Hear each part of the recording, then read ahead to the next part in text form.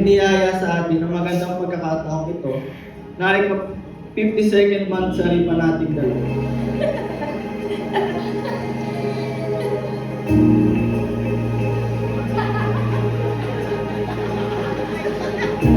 Pananagutan ninyong mag-asawa na umibig sa ating Panginoong Diyos gaya ng isinasaad sa mga aklat ng kautusan.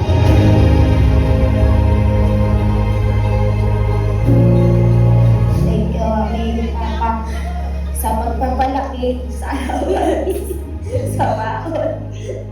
Stage Father.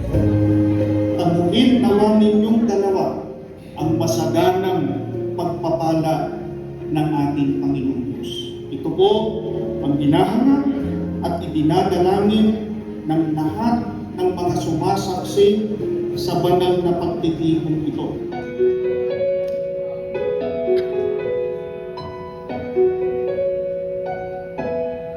Sa di inaasahang pagkakataon, dumating ka sa buhay ko. Di ko akalaing magkakasundo tayo. Sa Ama'y pinagpasalamat. Salamat sa pagmamahal, Daddy. Alam kong babalik ka na ulit sa ibang bansa. Pero pangako ko, nahintayin kita. Mahal na mahal kita, Daddy. Ngayon at magpakailanman, ikaw ang pipiliin ko bilang aking asawa. Ama, ikaw lang ang iibigin tuwing na handang magtiis at maghintay. At sa tamang panahon, basbas at ikay umaasang dirimkin. Ikaw at ako. Kailangan namin ito kasi magkaiba yung oras namin. Kaya kailangan talaga namin. Ama, magiging isa.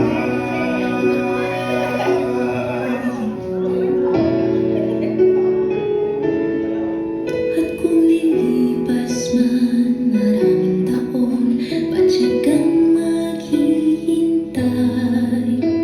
Gusto ko munang magpasalamat sa walang sawang pag-ibig, pagmamahal at pag-aalaga mo sa amin, Babayan. Kahit na nasa malayo ako, pinaramdam mo pa din kung gaano mo ako kamahal at kung gaano mo ako kahalaga sa buhay. Nung simula sa Madiskarte po.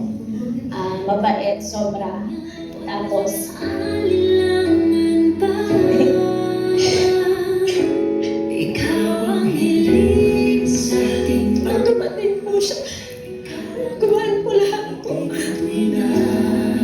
Handang magtiis at maghintay. Kahit naman tayo sa hirap, hindi tayo natin nagkakanya-kanya.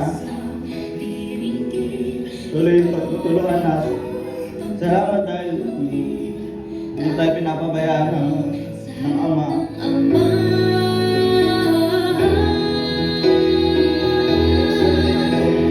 Ibig ko sa'yo'y tapat, laging naman ka ng aking pananaw. Sabi ni Apostol Pablo, ang babae ay siyang kaluwalhatian ng lalaki. At sa habang buhay Happy 52nd month sa atin. 52 months ng nagmamahalan, tampuhan, iyakan, tawanan, at pagpili sa isa't isa.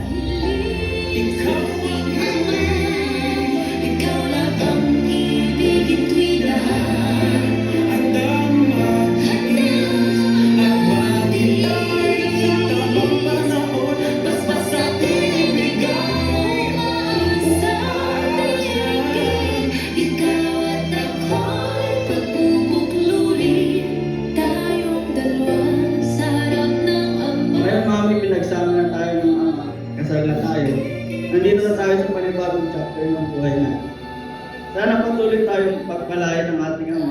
Kaya lagi tayo magpanatawa o sa ganon, tayong dalawa maging kasangkapan ng Diyos na biyaya para sa ating mga.